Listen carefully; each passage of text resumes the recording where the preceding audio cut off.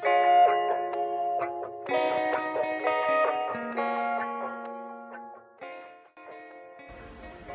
unequivocal that systemic racism is still very much alive in our society today. Many may argue that we've come a long way from the days of slavery, therefore is a thing of the past.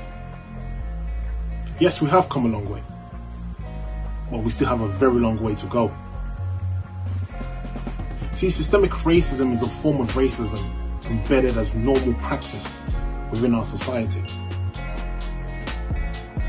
It causes issues in discrimination, criminal justice, housing, employment, education, and many other issues. White supremacy is a global phenomenon, with the United States being the epicenter.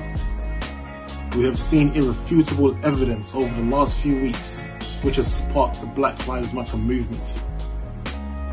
This movement has permeated through the world, with the UK being one of the regions where black people are protesting for change and equity. Systemic racism in the UK is pernicious. It's covert. We see examples of injustice in many forms, from as far back as the emancipation of slavery in 1833, where the UK government paid compensations to slave owners. These payments only stopped 5 years ago, in 2015. See, the numbers do speak for themselves. In employment, black workers with degrees earn 23% less on average than white workers. In living standards, 35% of ethnic minorities are more likely to live in poverty compared to 17% of white people. In education, black children are 3 times more likely to be permanently excluded from school than their white counterparts. These kids go from mainstream school to pupil referral units, and as the numbers show, they have a very high probability of ending up in prison. These are a few examples of a multitude of hindrances to a group of people just simply trying to do life. I, from a young age, experienced systemic racism in school. I was a part of a school system that wasn't designed for my learning style. And when my behavior and academic performance didn't meet the standards, I was labeled a problematic child and a below average student.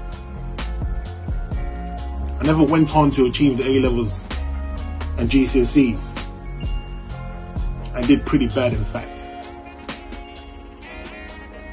A quote from Albert Einstein says, "You can't judge a fish by its ability to climb a tree."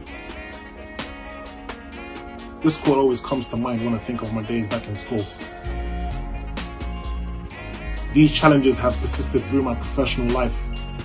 In the business world, where there is ample unconscious bias and bigotry. You see, I'm a black male. I'm 6'2", I'm bald-headed, I'm 18 stone of muscle.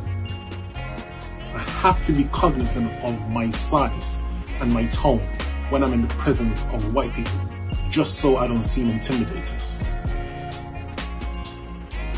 Over the years, I've learned to downplay my size and my tone, just so I don't pose a threat to these people. I shouldn't have to do that. And I'm sure a lot of other black males out there could identify with the same issue too. I remember one occasion at a Christmas party, I was mistaken for the security guard or the help. I also remember one time where a white lady asked me if I knew someone that can sell her drugs.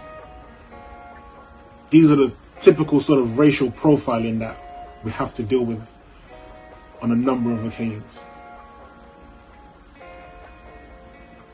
We still have a very long way to go if we want to level the playing field.